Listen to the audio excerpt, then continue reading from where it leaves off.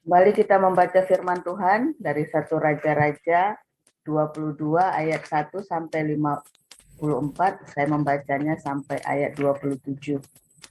Demikian firman Tuhan.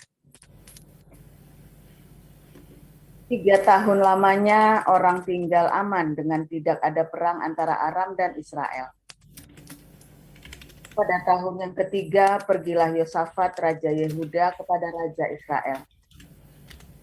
Berkatalah Raja Israel kepada pegawai-pegawainya, tahukah kamu bahwa Ramot Gilead sebenarnya milik kita, tetapi kita tinggal diam saja dan tidak merebutnya dari tangan Raja negeri Aram.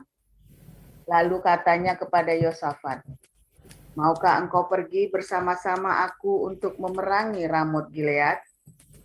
Jawab Yosafat kepada Raja Israel, kita sama-sama, aku dan engkau, rakyatku dan rakyatmu, kudaku dan kudamu.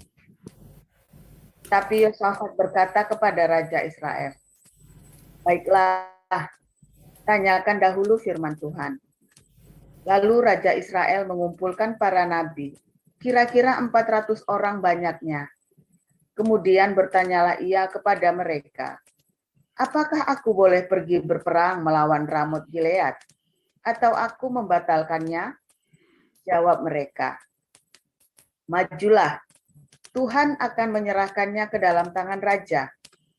Tetapi Yosafat bertanya, tidak adakah lagi di sini seorang nabi Tuhan, supaya dengan perantaraannya kita dapat meminta petunjuk? Jawab Raja Israel kepada Yosafat, masih ada seorang lagi yang dengan perantaraannya dapat diminta petunjuk Tuhan. Tetapi aku membenci dia, sebab tidak pernah ia menubuatkan yang baik tentang aku, melainkan malapetaka. Orang itu ialah Mika bin Yimla. Kata Yosafat, janganlah raja berkata demikian. Kemudian Raja Israel memanggil seorang pegawai istana, katanya, jemputlah Mika bin Yimla dengan segera. Sementara Raja Israel dan Yosafat Raja Yehuda duduk masing-masing di atas tahtanya dengan pakaian kebesaran di suatu tempat pengirikan di depan pintu gerbang Samaria, sedang semua nabi itu bernubuat di depan mereka.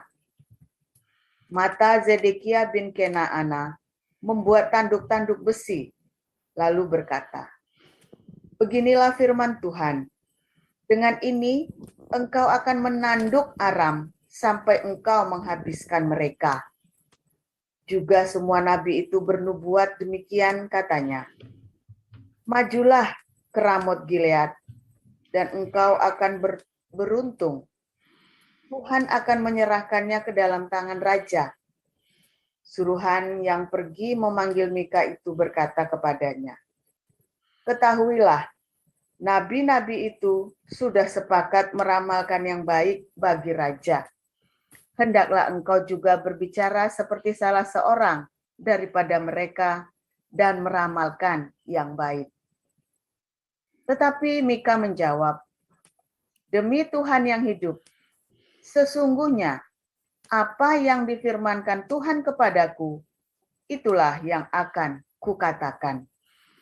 Setelah ia sampai kepada raja, bertanyalah raja kepadanya, Mika, apakah kami boleh pergi berperang melawan Ramot Gilead atau membatalkannya? Jawabnya kepadanya, majulah dan engkau akan beruntung, sebab Tuhan akan menyerahkannya ke dalam tangan raja. Tetapi raja berkata kepadanya, sampai berapa kali aku menyuruh engkau bersumpah, supaya engkau mengatakan kepadaku, tidak lain dari kebenaran, demi nama Tuhan? Lalu jawabnya, telah kulihat seluruh Israel bercerai-berai di gunung-gunung, seperti domba-domba yang tidak mempunyai gembala. Sebab itu Tuhan berfirman, mereka ini tidak punya tuan, baiklah masing-masing pulang ke rumahnya dengan selamat. Kemudian Raja Israel berkata kepada Yosafat, bukankah telah kukatakan kepadamu, tidak pernah ia menubuatkan yang baik tentang aku, melainkan hanya malapetaka? Kata Mika, sebab itu dengarkanlah firman Tuhan. Aku telah melihat Tuhan sedang duduk di atas tahtanya, dan segenap tentara surga berdiri di dekatnya, di sebelah kanannya, dan di sebelah kirinya. Dan Tuhan berfirman, siapakah yang akan membujuk Ahab untuk maju berperang, supaya ia tewas di Ramot Gilead? Maka yang seorang berkata begini, yang lain berkata begitu. Kemudian tampillah suatu roh, lalu berdiri di hadapan Tuhan. Ia berkata, aku ini akan membujuknya. Tuhan bertanya kepadanya, dengan apa? Jawabnya, aku akan keluar dan menjadi roh dusta dalam mulut semua nabinya. Ia berfirman, biarlah engkau membujuknya, dan engkau akan berhasil pula. Keluarlah dan perbuatlah demikian. Karena itu sesungguhnya Tuhan telah menaruh roh dusta ke dalam mulut semua nabimu ini, sebab Tuhan telah menetapkan untuk menimpakan malapetaka kepadamu. Sesudah itu tampillah Zedekia bin Kenaana, ditamparnyalah pipi Mika serta berkata, mana boleh roh Tuhan pindah daripadaku untuk berbicara kepadamu? Tetapi Mika menjawab, sesungguhnya engkau akan melihatnya pada hari engkau lari dari satu kamar ke kamar yang lain untuk menyembunyikan diri. Berkatalah Raja Israel, tangkaplah Mika, bawa dia kembali kepada Amon, penguasa kota, dan kepada Yoas, anak raja. Dan katakan, beginilah titah raja, masukkan orang ini dalam penjara, dan beri dia makan roti dan minum air serba sedikit, sampai aku pulang dengan selamat. Demikian pembacaan firman. Ya, Ibu Salma, silakan dinyalakan mikrofonnya. Ayat berikutnya, tetapi jawab Mika, jika benar-benar engkau pulang dengan selamat, tentulah Tuhan tidak berfirman dengan perantaranku. Lalu disambungnya, dengarlah hai bangsa-bangsa sekalian. Sesudah itu majulah Raja Israel dengan Yosafat, Raja Yehuda ke Ramot Gilead. Raja Israel berkata kepada Yosafat, aku akan menyamar dan masuk pertempuran, tetapi engkau pakailah pakaian kebesaranmu. Lalu menyamarlah Raja Israel, kemudian masuk ke pertempuran. Adapun Raja negeri Aram telah memberi perintah kepada para panglima pasukan keretanya, 32 orang banyaknya. Demikian, janganlah kamu berperang melawan sembarang orang, melainkan melawan Raja Israel saja. Segera sesudah para panglima pasukan kereta itu melihat Yosafat, mereka berkata, itu pasti Raja Israel. Lalu majulah mereka untuk menyerang dia, tetapi Yosafat berteriak. Segera sesudah para panglima pasukan kereta itu melihat bahwa dia bukanlah Raja Israel, maka undurlah mereka daripadanya. Tetapi seseorang menarik panahnya dan menembak dengan sembarangan saja dan mengenai Raja Israel di antara sambungan baju jirahnya. Kemudian ia berkata kepada pengemudi keretanya, putar, bawa aku keluar dari pertempuran, sebab aku sudah luka. Tetapi pertempuran itu bertambah seru pada hari itu, dan raja tetap ditopang berdiri di dalam kereta berhadapan dengan orang Aram itu, sampai ia mati pada waktu petang. Darahnya mengalir dari lukanya ke dalam palung kereta. Kira-kira pada waktu matahari terbenam, terdengarlah teriakan di sepanjang barisan tentara itu, masing-masing ke kotanya, masing-masing ke negerinya. Raja sudah mati, maka pulanglah mereka ke Samaria, lalu mereka menguburkan raja di Samaria. Ketika kereta itu dicuci di tepi telaga Samaria, maka darah raja dijilat anjing. sedang perempuan-perempuan sundal mandi di tempat itu sesuai dengan firman Tuhan yang telah diucapkannya. Selebihnya dari riwayat Ahab dan segala yang dilakukannya serta istana, gading dan segala kota yang didirikannya, bukankah semuanya itu tertulis dalam kitab sejarah raja-raja Israel? Demikianlah Ahab mendapat perhentian bersama-sama dengan nenek moyangnya. Maka Ahazia anaknya menjadi raja menggantikan dia. Yosafat anak Asa menjadi raja atas Yehuda dalam tahun keempat zaman Ahab, raja Israel. Yosafat berumur 35 tahun pada waktu ia menjadi raja, dan 25 tahun lamanya ia memerintah di Yerusalem. Nama ibunya ialah Ajuba, anak Silhi. Ia hidup mengikuti jejak Asa ayahnya.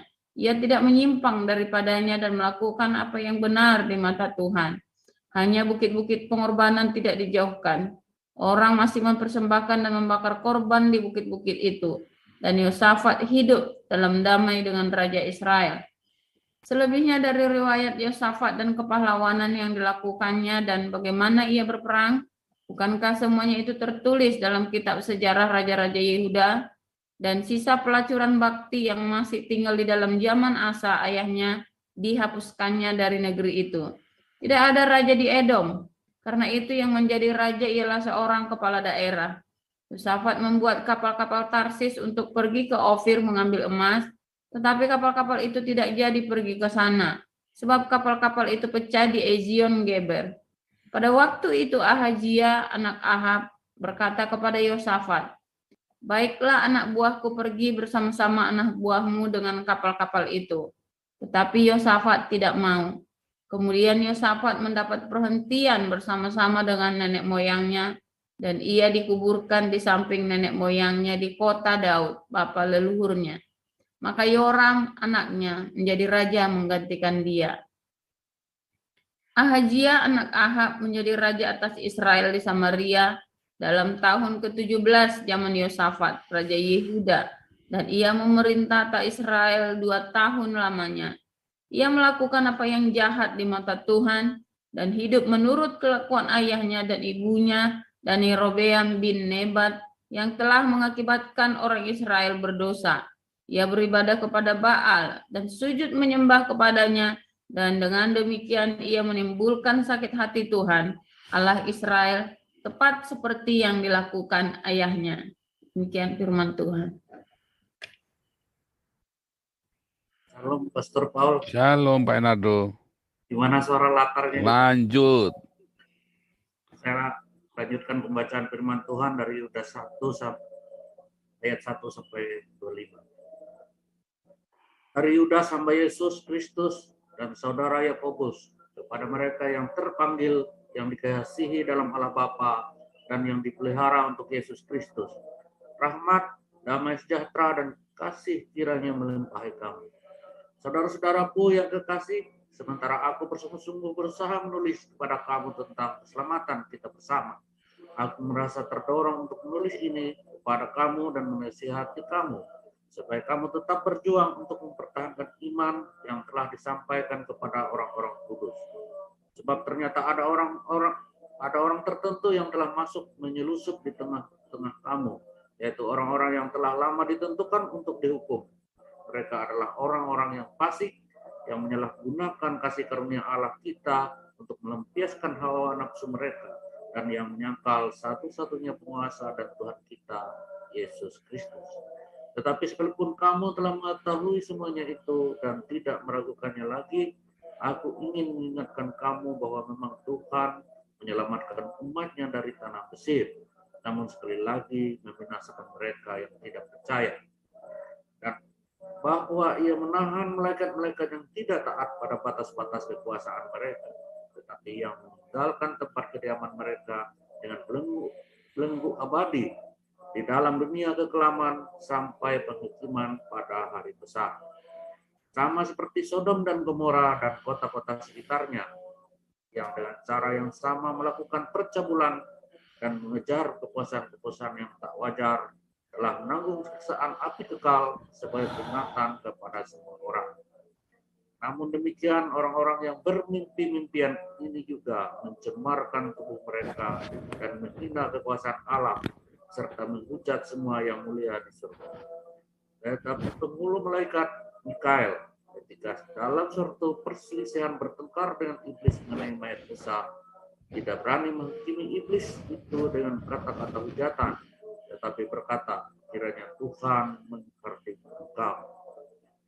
Akan tetapi mereka yang menghujat segala sesuatu yang tidak mereka ketahui, dan justru apa yang mereka ketahui dengan nalurinya seperti binatang yang tidak berakal, itulah yang mengakibatkan kebinasaan mereka. Celakalah mereka karena mereka mengikuti jalan yang ditempuh Kain, dan karena mereka oleh sebab upah menceburkan diri ke dalam kesesatan beliau, dan mereka binasa oleh kedurhakaan seperti Korah. Mereka inilah noda dalam perjamuan kasihmu, di mana mereka tidak malu-malu melahap dan hanya mementingkan diri sendiri. Mereka bagaikan awan yang tak berair, yang berlalu di tiup angin. Mereka bagaikan pohon-pohon yang dalam musim gugur tidak menghasilkan buah. Pohon-pohon yang terbantun dengan akar-akarnya dan yang mati sama sekali. Mereka bagaikan ombak laut yang ganas, yang membuihkan keaiban mereka sendiri. Mereka bagaikan bintang-bintang yang baginya telah tersedia tempat di dunia kekelaman untuk selama-lamanya. Juga tentang mereka, Henok, keturunan ketujuh dari Adam, telah bertumbuhan.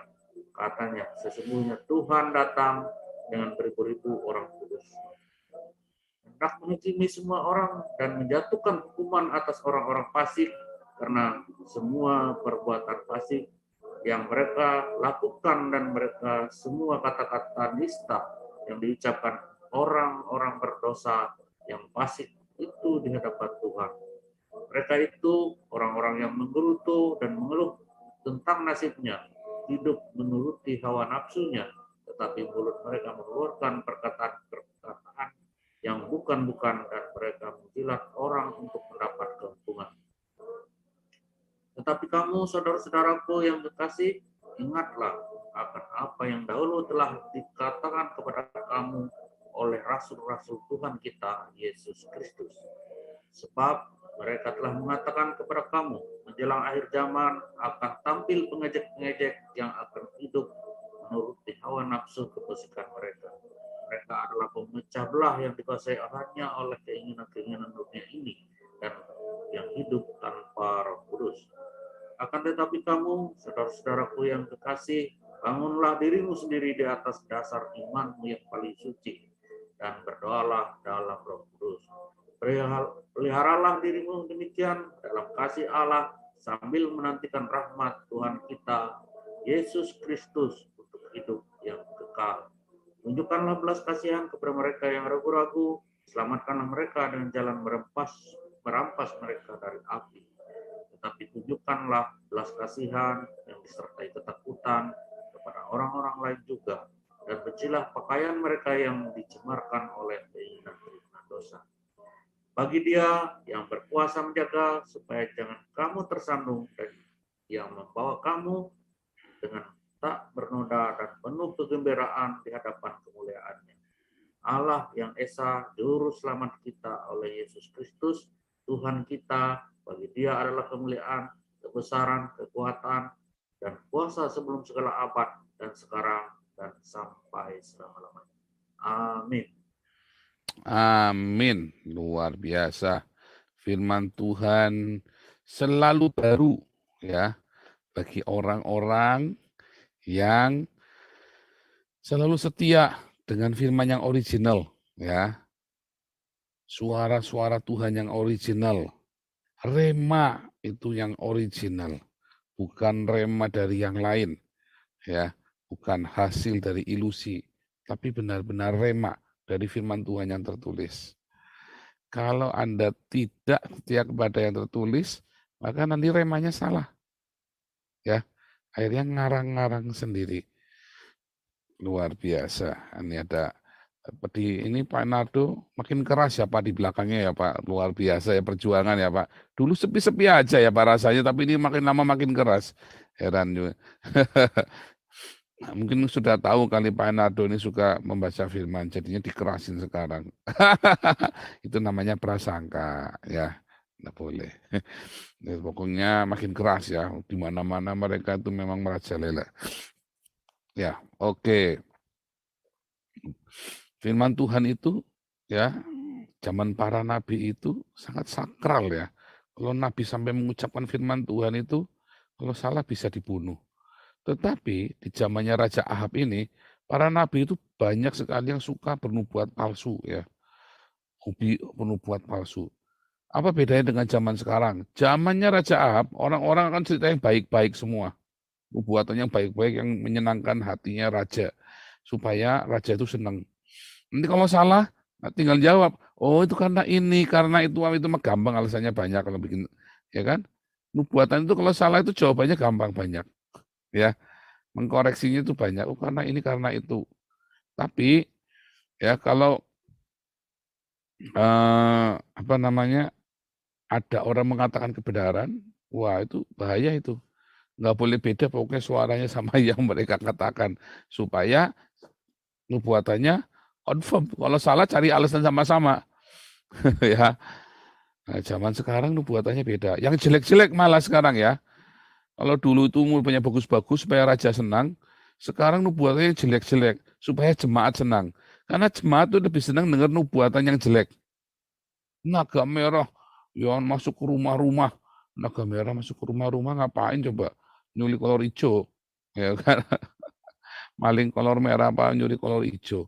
Naga merah masuk ke rumah-rumah. Ya, buktinya banyak orang kecelakaan, dari dulu juga banyak kecelakaan. Tapi karena kali ini dibikin spesial, Anda wah ke framing seakan-akan itu benar-benar ya. Ini ada kecelakaan ini, dari dulu banyak yang lebih ngeri-ngeri, cuma nggak dimasukkan dalam berita. Banyak lebih ngeri-ngeri ya. Sekali kecelakaan ya, kecelakaan berantai kecelakaan ini ya, banyak. Cuma nggak masuk. Di depan rumah saya waktu saya kecil itu bolak-balik hampir tiap hari itu kecelakaan. Sampai ada yang dilindas truk segala macam itu ya. Teman saya juga banyak yang meninggal karena kecelakaan. Ya, bukan karena naga merah, bukan karena naga merah. Teman saya banyak meninggal ya. Zaman saya SMP kan kalau naik motor kan suka kebut-kebutan kan. Ada geng motor apa sekali dulu, geng motor kalau naik motor kebutuhan, kalau turun dari gunung itu nyetirnya pakai kaki ya, remnya nggak dipasang, wah gaya-gaya begitu-begitu, ya banyak yang mati, goblok juga kan, banyak yang mati ya. Nah itu bukan karena naga merah, bukan naga merah di atasnya, yang dulu naga hijau, naga kuning, naga abu-abu dan segala macam ya. Naga itu, balonku ada 5, nagaku ada 5. Jadi naganya ada 5 sekarang. Oh dulu macam-macam aneh-aneh. Nah, nubuatan-nubuatan itu sekarang yang jelek-jelek nubuatannya. Intinya supaya kalau dulu nubuat yang baik-baik supaya raja ngasih duit. Ya, supaya dibayar. Ya, kayak Bileam itu kan bernubuat ya kan supaya dibayar. Kalau sekarang para pendeta bernubuat supaya dibayar. Yang jelek-jelek supaya Anda ketakutan terus Anda nyumbang yang banyak ke gereja. Gitu. Jangan mau terpedaya dengan begitu ya. Ada banyak roh dusta itu ya selalu menyebar kemana-mana memberikan suara kenabian. Ciri khasnya yaitu tadi dari buahnya, tadi Nabi Mika bilang kan dari buahnya. Dari buahnya, nggak berbuah di musim harusnya berbuah. Saatnya sudah mulai musim gugur itu saatnya berbuah kan, saatnya mau panen, tapi ini nggak berbuah. Nah, banyak kalau Anda lihat para pendoa-pendoa syafaat yang tidak berbuah dengan marturia, dengan diakonia, dengan karakter. Begitu dia ngomong macam-macam, tinggal saja ya. Nggak usah diturutin. Itu bukan dari Tuhan. Itu dari ilusinya dia, khayalannya dia sendiri. Tapi terjadi Pak, iya itu yang kamu bilang terjadi itu karena di kota Katigatuk sepertinya memang terjadi. Ya, di kota Katigatuk, jadi seakan-akan itu terjadi. Pokoknya kalau ada orang membawa nama Tuhan, tapi hidupnya tidak berbuah, buah roh dan buah jiwa-jiwa, diakonia, tidak bermarturia, ya, tidak ada mengasihi, mengampuni, memberkati, itu bukan dari Tuhan. Ya, ditinggal saja. Nggak apa-apa, ditinggal saja. Nanti minta Tuhan tolong kita. Gitu ya. Nah, karena nabi-nabi di zaman perjanjian baru adalah orang-orang yang hidupnya penuh dengan rema. Beda dengan perjanjian lama. Ya, di perjanjian lama banyak nabi-nabi palsu, ya, yang mereka memiliki jabatan gara-gara sekolah nabi. Mereka punya sekolah kenabian, ya. Nah, sehingga mereka bisa jadi nabi. Nah, kalau sekarang nabi-nabi itu, kalau seorang nabi bukan karena dilatih jadi nabi, tetapi karena dia penuh dengan Roh Kudus dan dia punya karunia, diberi karunia kenabian itu. Sehingga ketika dia memberikan suara kenabian, itu adalah karena dia dituntun oleh Roh Kudus. Tapi dari buahnya nanti kita tahu buahnya orang ini, yaitu diakonia, marturia, mengasihi, mengampuni, memberkati. Kalau ada seorang nabi, kalau ada seorang hamba Tuhan, katanya dipakai Tuhan, tapi masih suka ngelaporin polisi pencemaran nama baik, ya, itu dia bukan hamba Tuhan. Ya, kemungkinan besar dia sedang Matius 7 ayat 21 sampai 23. Ya, kalau ada seorang hamba Tuhan yang nggak terima dikit-dikit pencemaran nama baik lapor polisi, ya, ada hamba Tuhan yang laporin gereja lain ke polisi hanya gara-gara dia mau saingan sama dia, ya kan, dilaporin polisi, mungkin dicari caranya buat lapor polisi. Hamba-hamba Tuhan saling melaporkan hamba Tuhan lain ke polisi, ya, itu walaupun dia seakan-akan menunjukkan mujizat dan tanda ajaib, itu adalah palsu. Karena orang-orang yang disertai dengan tanda ajaib itu adalah karena dia penuh dengan Roh Kudus, penuh dengan rema, iman tadi kan. Tapi kemudian, ingat ini konteksnya perjanjian baru ya, beda dengan perjanjian lama. Saya ulangi ya, di perjanjian lama orang bisa jadi nabi karena dia sekolah, ada sekolah para nabi, sama seperti ya sekolah teknik, sekolah ekonomi. Nah zaman dulu namanya sekolah nabi. Di zamannya Paulus, zamannya Yesus, sekolah itu sekolah rabi, guru. Ya, untuk menjadi seorang guru nanti dia ada faknya, jadi Farisi, jadi Sanhedrin, jadi apa? Jadi imam, jadi ahli Taurat, jadi gitu ya. Nah kalau di zamannya perjanjian lama, sekolah kenabian, ya makanya ada rombongan para nabi. Itu sekolah dipelajari. Nah dengan apa? Dia ngajari tanda-tanda zaman segala macam, ya ilmu perbintangan, astrologinya orang Yahudi, belajar mengamati zaman. Nah, itu diajari ya, sekolah kenabian. Nah, kalau di zaman perjanjian baru, seorang menjadi nabi, dia harus penuh Roh Kudus. Dan perkataannya adalah perkataan yang dipimpin oleh Roh Kudus. Kalau dia penuh Roh Kudus, otomatis akan berbuah jiwa dan berbuah karakter. Itu kan buah roh kan. Tapi ada nabi yang tidak berbuah jiwa dan karakter, itu nggak usah diturutin. Ya, ditengking saja mujizatnya. Ditengking saja ininya, nubuatannya. Lihat, bukan setiap orang yang berseru padaku Tuhan, Tuhan akan masuk dalam kerajaan surga. Melainkan dia melakukan kehendak Bapakku di surga. Pada hari terakhir akan banyak orang berseru padaku, Tuhan, Tuhan, bukanlah kami satu bernubuat demi namaku. Nubuatannya nubuatan palsu. Mengusir setan demi namamu. Bukan mengusir setan benar-benar seakan-akan dia mengusir setan. Seakan-akan. Karena apalagi sekarang setannya setan jadi-jadian alias ilusi. Ilusi ketemu ilusi, bukan sekedar psikologis juga, tapi itu cuma ilusi saja, show off. Mengadakan banyak mujizat demi namamu, mujizat palsu. Pada waktu itu aku berkata terus terang kepada mereka dan berkata, aku tidak pernah kenal engkau. Ya, karena apa? Karena mereka tidak melakukan kehendak Bapakku.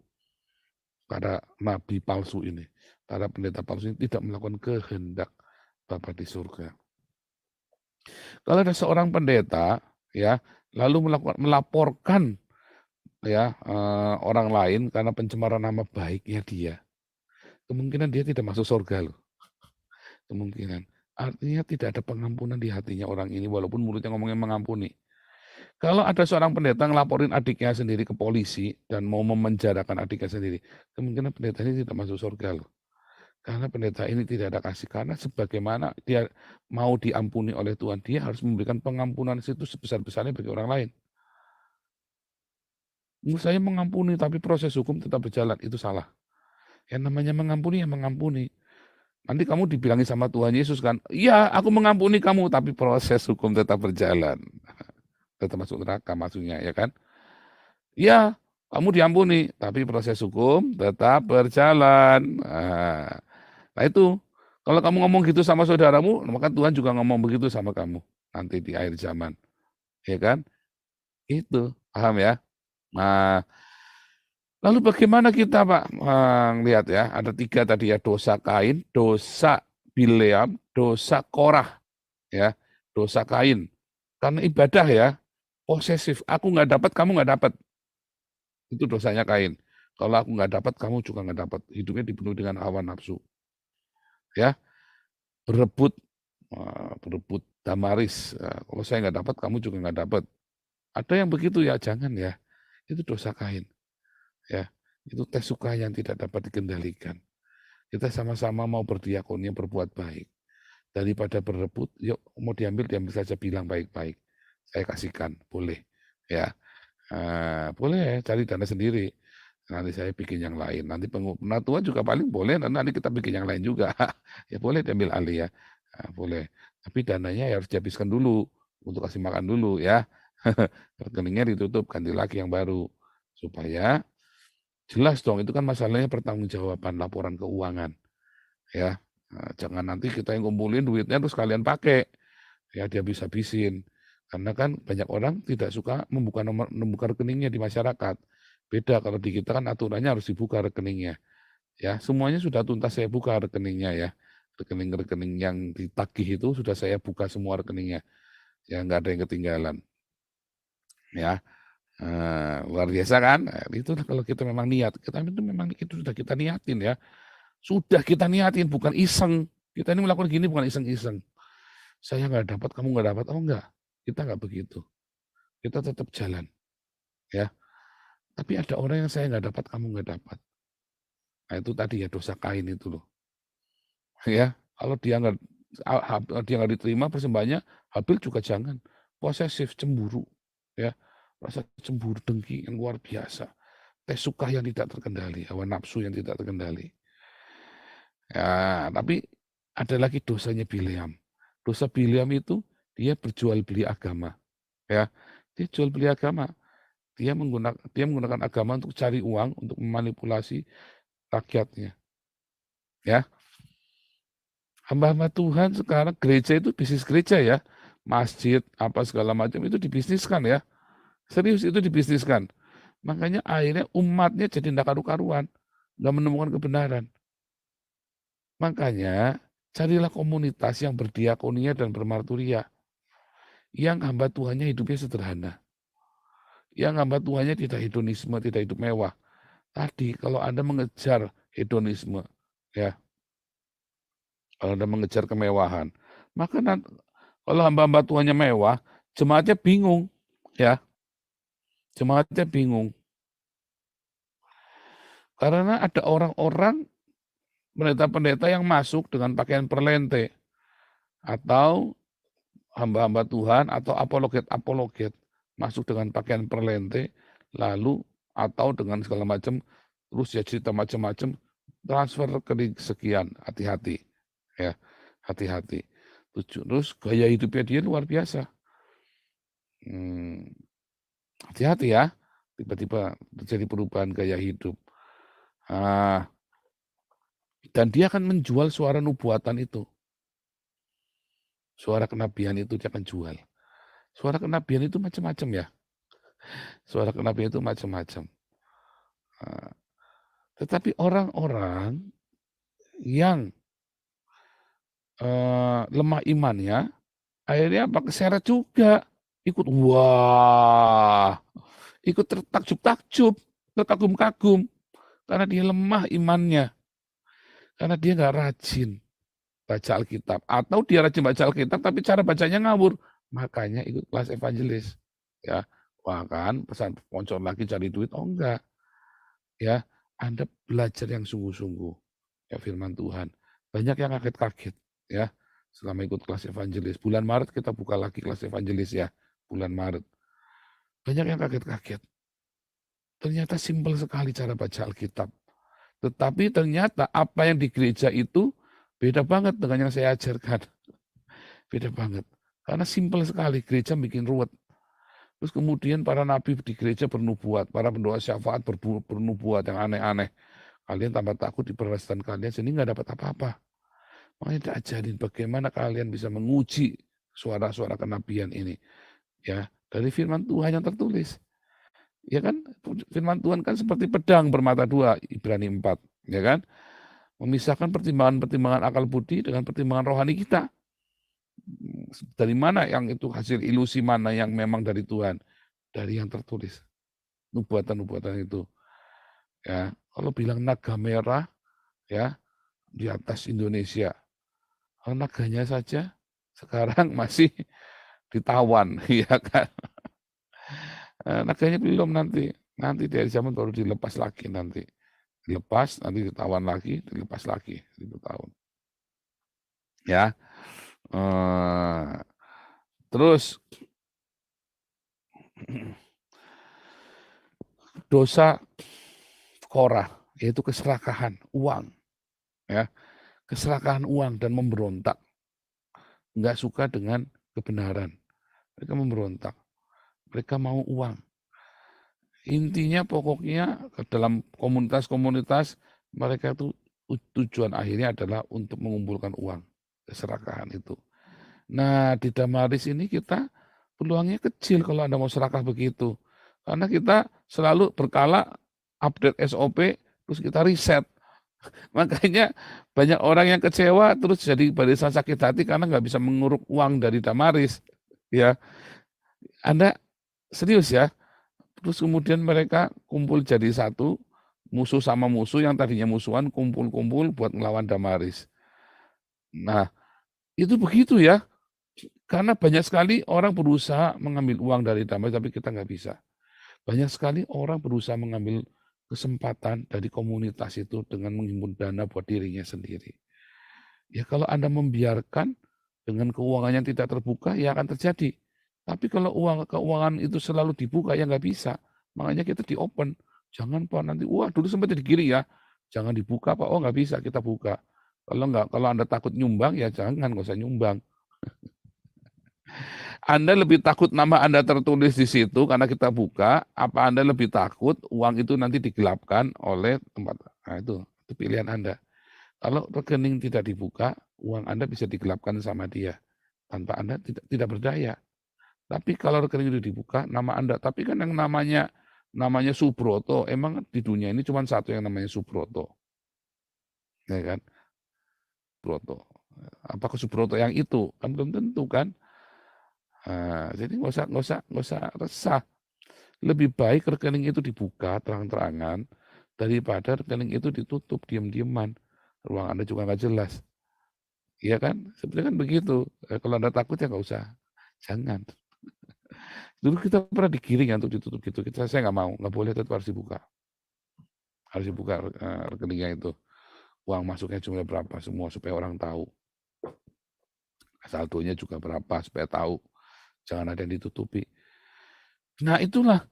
Makanya akhirnya gereja mulai saling tutupan, bukan kasih menutupi segala sesuatu. Menutupi segala sesuatu itu maksudnya mengampuni. Kalau ada salah, yang besar dikecilkan, yang kecil ditiadakan. Ya, kasih itu menutup, maksudnya begitu. Bukan untuk nutupin, ini bikin dosa, udah diam saja ya. Diam saja, yang penting bagi hasil. Bukan. Ya, bukan nutupin begitu. Ini ada yang bilang yang dimaksud naga adalah jus majus, nggak ada ya. Ruh aslinya adalah binatang naga, nggak ada ya. Nggak ada, bukan ya, bukan. Nah, Gog Magog di tanah Magog, artinya Gog yang di tanah Magog, orang Gog di tanah Magog, seperti orang Jawa, orang Madura, tanah Madura, orang Sunda di tanah Jawa. Nah, itu ya, Gog di tanah Magog. Artinya, Gog di tanah Magog itu, orang akan memerangi tanahnya sendiri. Di akhir zaman itu, Orang akan memerangi tanahnya sendiri. Tanpa sadar dia menghancurkan buminya sendiri. Hari ini saja orang sudah mulai ya, orang menghancurkan dunia, menghancurkan tanahnya sendiri ya, dengan apa? Ya dengan pemakaian yang ekstrim, pemakaian bahan kimia yang ekstrim, ya kan?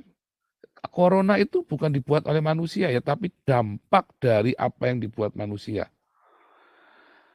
Pandemi-pandemi yang aneh-aneh itu dampak, itu namanya Gog di tanah Magog. Manusia akan menghancurkan diri sendiri di akhir zaman nanti setelah kerajaan 1000 tahun. Gog Magog itu nanti setelah kerajaan 1000 tahun ya, bukan sekarang, masih jauh. Ya makanya karena orang-orang ini tidak membaca Alkitab dan jemaatnya nggak baca Alkitab. Jadinya meleset. Jangan baca Alkitab yang baik. Bacalah Alkitab yang baik. Jangan nurut aja begitu. Taunya dari mana nubuat itu? Ya dari bacaan Alkitab. Kita baca logos itu dengan benar. Pesyatnya itu kudu tepat. Pesyatnya. Ya. Yajud majud, tukang rajut, tukang terkejut, dan sampai kejut-kejut. Itu Yajud majud. Gog magog, oh Yajud majud. Gog magog, Yajud majud. Jangan ikut-ikutan Arab, itu ngawur tuh Muhammad itu itu nubuatannya Muhammad itu tuh ngopi-ngopi dari wahyu itu ikut-ikutan. Gog di tanah Magog ya. Bukan Yajud majud, kejut-kejut, terkejut sampai kejut-kejut, bukan ya. Bukan. Yang benar dari Alkitab ya, Gog di tanah Magog. Ya. Nah, kemudian ya, bagaimana supaya kita jangan terperdaya dengan nubuatan ini? Kalau menghadapi nubuatan ini bagaimana? Nggak usah ditengking, saya tolak dalam nama Yesus nubuatan itu, ya nggak perlu juga, biasa saja, nggak akan terjadi kok. Nggak akan terjadi, nggak usah ditengking-tengking, nggak usah terjadi. Anda milikilah iman yang besar. Masa Anda lebih percaya nubuatan yang jelek daripada Yeremia 29 ayat 11? Apa Yeremia 29:11? Nah, kita baca ya. Dari kemarin kan kita buka terus kan, tapi nggak pernah dibaca. Lihat ya. Sebab aku ini mengetahui rancangan-rancangan apa yang ada padaku mengenai kamu.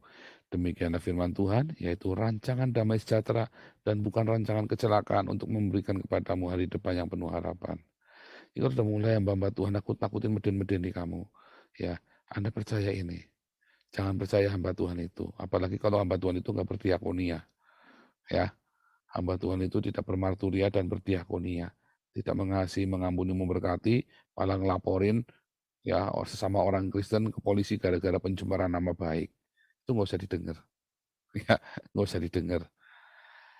Ya, percayalah Yeremia 29 ayat 11. Percayalah Roma 8 ayat 28. Kita buka dulu ya. Nah, ya, ini tadi ya. Sebab aku ini mengetahui rancangan yang baik. Percayalah ini. Roma 8 ayat 28.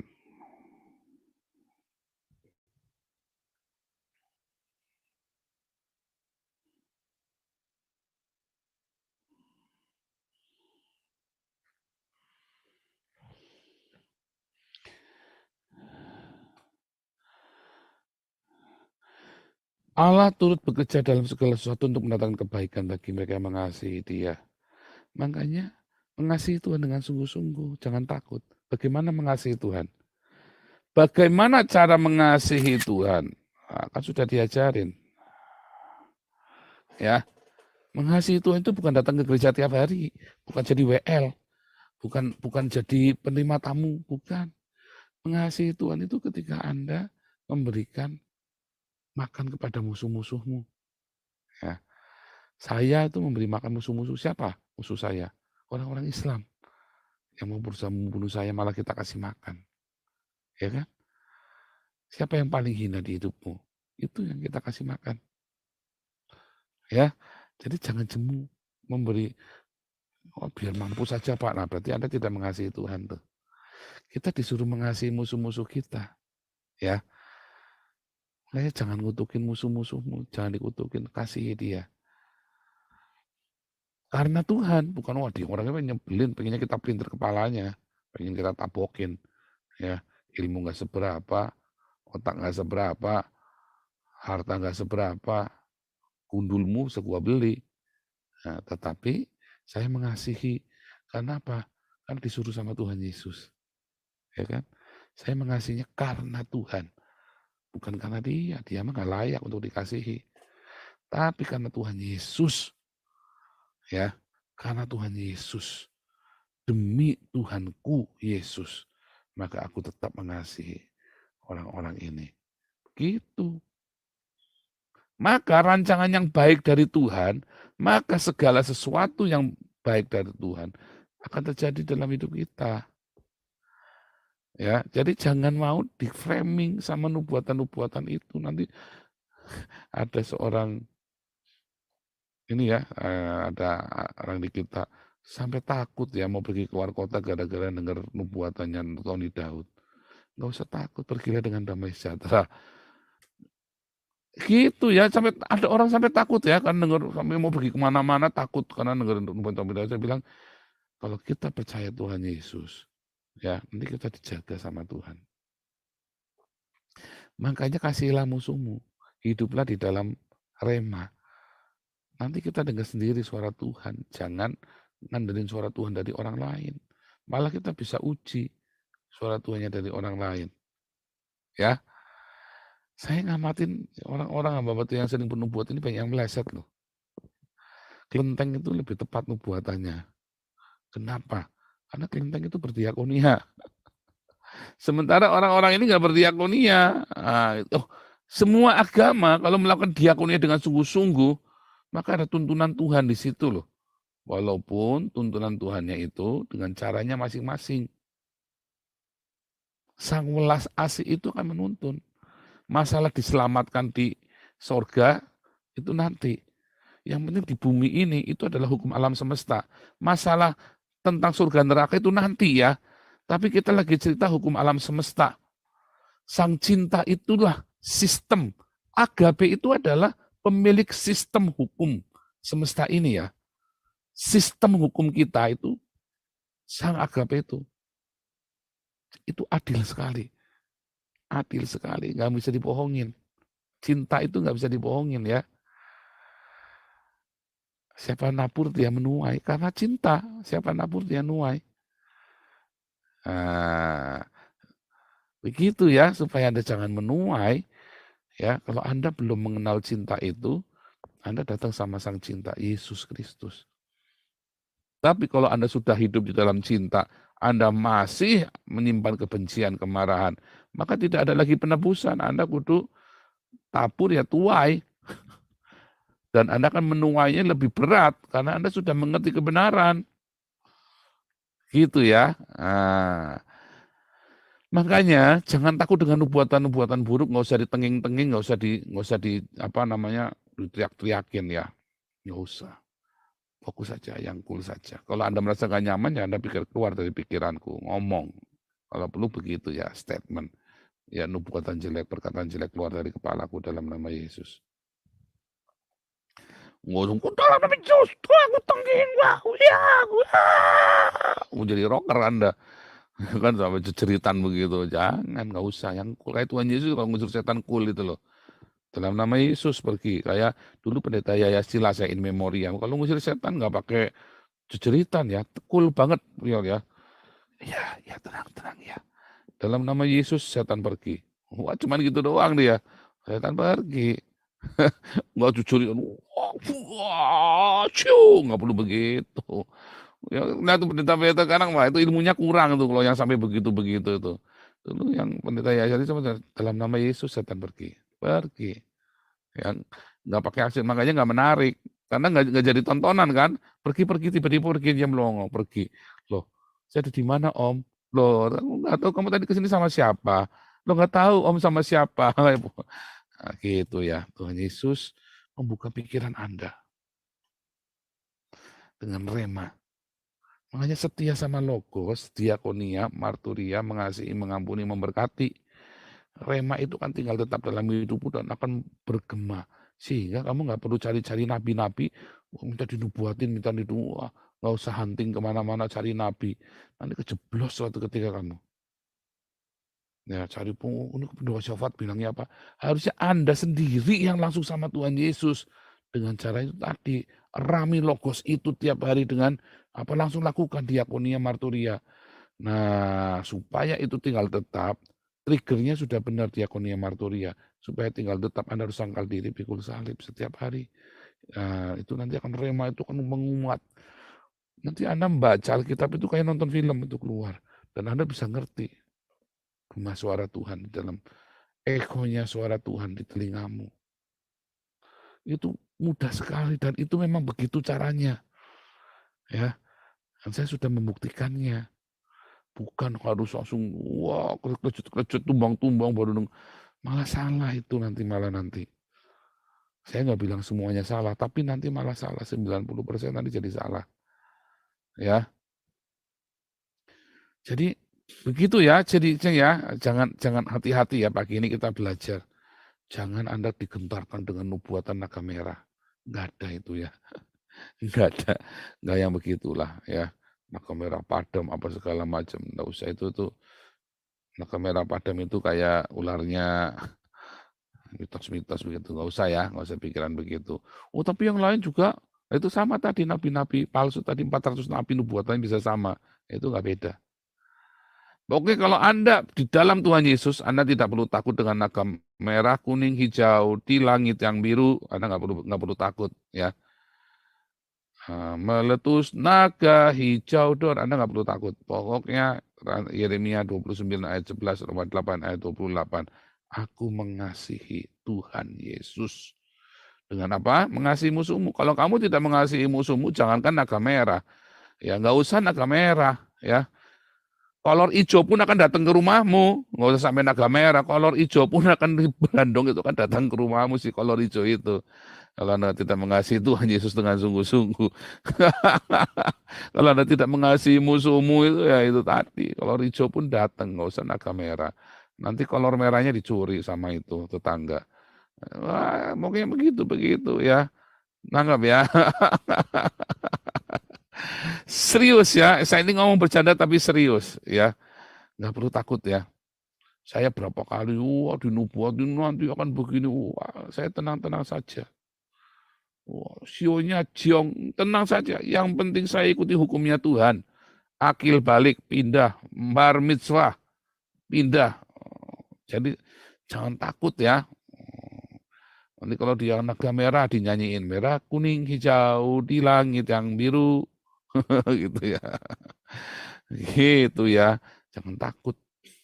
Nah, terakhir ya. Lihat ya. Terakhir banget ya nih ya. Mana tadi? Nah ini ya. Saudaraku yang kasih, ingatlah. Mereka menjelang akhir zaman nanti akan tampil pengecek-pengecek yang akan hidup menuruti hawa nafsu kefasikan mereka. Ya, di akhir zaman nanti akan tampil pengecek-pengecek pencemooh ya. Biasa itu ya. Mereka itu pemecah belah yang hanya dikuasai oleh keinginan-keinginan dunia ini dan yang hidup tanpa Roh Kudus. Apa tanpa Roh Kudus? Tanpa yang jeblak-jeblak, yang sandal-lawas, bukan. Tanpa rema, hidupnya itu nggak punya rema. Hidupnya nggak rema, atau punya remanya dari remanya Benihin, bukan remanya Alkitab, bukan remanya Tuhan Yesus. Meleset. Ya, meleset remanya. Akan tetapi kamu saudara-saudara yang kasih, bangunlah dirimu sendiri di atas dasar imanmu yang paling suci. Ya, dasar iman kita yang paling suci. Berdoalah dalam Roh Kudus di dalam rema itu. Kalau berdoa itu jangan latah. Panjang lebar, muter-muter, ngalor ngidul. Anda sendiri bingung. Kayak tadi. Ini ya kami ngajari. Bukan dimarahin. Bukan Papa cuma ngasih tahu. Ya terima kasih atas pujiannya. Emang tadi Om Dika nyanyi buat memuji Bu Vivin. Wah itu Om Pak Alex bisa marah. Terima kasih Dika pujiannya. Setengah jam Bu Vivin dipuji-puji sama Om Dika, wah kalau saya mah, istri saya dipuji-puji sama Om Dika, setengah jam tak marahin, langsung tak labrak Om Dika. Apa lo maksudnya? Suatu ketika kami lagi konser ya, terus si WL ini bilang, ya tepuk tangan untuk Tuhan. Wah semua tepuk tangan tuh 10.000 orang tuh ya waktu di gedung gitu ya. Terus si WL ini tiba-tiba, terima kasih, terima kasih. Udah ngajar, kamu tadi bilang tepuk tangan untuk Tuhan, sekarang kamu bilang terima kasih, berarti kan kamu tadi tepuk tangan kan tepuk tangan kamu kan, udah ngajar, ini nipu nih. Nah itu yang kita Mas ya, kita mulai perbaiki. Bukan marah loh Bu Vivin, ini dia lagi kasih tahu, ini lagi contoh betapa kita suka latah begitu ya, nggak apa-apa. Tadi itu nggak apa-apa, nggak dimarahin Tuhan, nggak dikutuk jadi kodok dalam tempurung juga. Enggak, kamu tadi lagi cerita betapa orang-orang itu banyak akhirnya kita latah di dalam ibadah kita, tuh ya. Karena kita nggak berdoa dalam Roh Kudusnya itu, kita memang konsep-konsep itu tuh kebawa dari gereja lama, konsep-konsep itu kebawa dari cara-cara lama, ya kan? Muter-muter berdoa yang muter-muter cenderung hanya kemana-mana. Tuhan berkati Pak Paul yang akan membawakan sebagian dari firman-Mu. Wah, berarti kamu sambil tidur nih, kamu sebagian dengar, sebagian gak dengar. Firman Tuhan itu selalu penuh. Kalau dengar tuh jangan separuh-separuh. Nah itu tadi ya bahasa-bahasa lata. Tuhan, kami akan mendengar kita akan mendengar sebagian firman Tuhan. Pantesan kamu tidak bertumbuh. Loh, setiap kali ada orang ngomong didengar cuma separuh. Kalau dengar tuh jangan separuh-separuh. Semuanya, iya, enggak. Nah itu tadi ya, kita mesti punya pemahaman yang benar ya. Tadi itu nggak masalah ya, jadi jangan khawatir kalau yang ngomong, cuman itu tadi saya lagi cerita, ini nih kalau itu coba ya logika itu dipakai beneran, itu nanti jadi lucu. Kita akan mendengar sebagian firman dari Tuhan. Loh, yang sebagian lagi nggak didengar. Iya, tapi kan firman Tuhan banyak loh. Hari ini kalau saya ngomong sekian, itulah firman Tuhan. Ya itu didengar, dilakukan semuanya. Kalau separuh otak tadi cuma dengarnya cuma naga merah, kuning, hijau saja. Anda nanti nyanyi di rumah, merah, kuning, hijau. Terus ditanya sama istrimu tadi doa fajar, Pak Paul bawa firman Tuhan apa? Tadi apa ya, merah, kuning, hijau. Iya apa? Ya pokoknya merah, kuning, hijau. Namanya sebagian dengernya.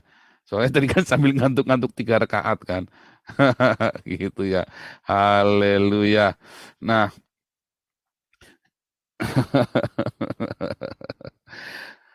terus ya, jadi kita harus memelihara diri kita dalam kasih Allah, dalam agape, sambil menantikan rahmat Tuhan kita Yesus Kristus untuk hidup kekal. Agape itu harus dirawat tiap hari. Jangan sampai luput ya, cintamu pada suami, pada istrimu, pada anak-anak, pada sesama, pada semua orang itu harus kita rawat. Cinta kita pada Tuhan itu kita rawat setiap hari. Setiap hari harus kita rawat, jangan miss, jangan lewat. Tunjukkanlah belas kasihan kepada yang ragu-ragu. Kalau ada ragu-ragu, ya diajak, dirangkul. Kalau ada orang cari-cari, ya diartik. Kalau ada yang ragu-ragu, tahu nggak bedanya ragu-ragu sama orang cari-cari? Orang cari-cari itu Anda ngomongin kayak apa, ngeyel terus ya. Makanya saya bilang, kalau hari Minggu, nanya jawab, bukan buat eyel-eyelan. Anda bertanya yang saya ngerti dan saya jawab. Anda kurang paham, Anda tanya lagi. Tapi bukan buat eyel-eyelan. Kalau hari Senin sampai Jumat boleh eyel-eyelan sama saya. Tapi kalau hari Minggu, ya jangan buat eyel-eyelan, buat nanya dan buat dijawab. Tapi kalau itu ya, kalau malam Senin sampai Jumat itu boleh eyel-eyelan. Itu kalau orang ragu-ragu itu bingung. Nah kita rangkul, buluh yang terkulai jangan diputuskan, sumbu yang pudar nyalanya jangan malah dipadamkan. Yo susah aja Pak, itu batu sandungan buat kita semua. Jangan ngusir-ngusir orang. Kalau sudah masuk dalam komunitas jangan diusir, ya. Kecuali yang dia terus nanti berzina sana sini, langsung blok aja. Ya langsung tegur terang-terangan orang berzina, bolak-balik berzina, sengaja nyamperin satu-satu, dibesukin, mau buat berzinain satu-satu, kan kurang ajar. Ada, tapi nggak boleh di sini. Langsung sikat. Saya malah langsung tak sengakin kalau udah begitu ya, itu berarti dia nggak tulus, hatinya memang jahat. Kita suruh usir, kalau begitu usir, jangan ada dalam perkumpulan kita, karena akan ngeracunin kita semua. Ya. Selamatkanlah mereka dengan jalan merampas dari api. Yang ragu-ragu itu, tunjukkanlah belas kasihan, ya, disertai ketakutan pada orang lain juga. Bencilah pakaian mereka. Selamatkan mereka dengan jalan mereka merampas dari api. Makanya kadang-kadang saya keras sekali ya, supaya itu terngiang-ngiang. Merampas dari api itu gimana sih? Merampas dari api itu gimana sih? Jangan ya, itu nanti kebakar. Jangan ya, kan nggak begitu kan? Jambak kepalanya. Goblok lu, masuk api itu langsung mati kamu nanti. Itu namanya ngerampas dari api itu begitu. Bukan, jangan ya, enggak begitu. Tarik yang keras.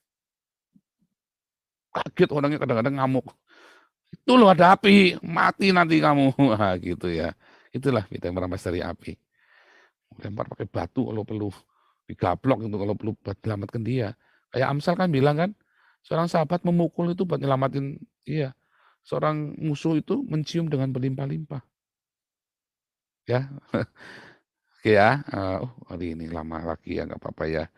Benci lagi. Tapi gini, kita kan sayang sama mereka, mengasihi mereka. Tapi jangan terus kita ikut-ikutan ikut berdosa. Itu ada orang lesbian masuk dalam komunitas dulu ya di Belanda. Pendetanya ketakutan, diusir. Jangan. Tapi nanti mencemar. Loh, dia masuk sudah lesbian, bukan dia masuk terus dia cari korban di dalam. Ada orang masuk, terus dia cari korban di dalam, ditidurin satu-satu. Wah, itu kita usir langsung. Nggak benar, berarti kamu datang memang niatnya udah busuk. Tapi kalau dia memang lesbian, dia mau mencari kebenaran, ya jangan diusir. Sambil kita lihat ini orang mau ngapain. Nah, gitu ya. Itulah bedanya. Ada bencong, ada transgender masuk, Anda nggak terima, ya jangan. Kasihan ya, gereja-gereja itu seringkali menolak transgender ya. Jangan. Ini ketularan Pak, ya siapa bilang ketularan, dikasih tahu. Jangan dipaksa dikasih tahu dengan hati tadi ya. Dengan lemah lembut kita kasih tahu. Ini ya, lihat ya, Yesus itu kalau sama jemaat orang awam yang berdosa, dia kasih tahu dengan lemah lembut.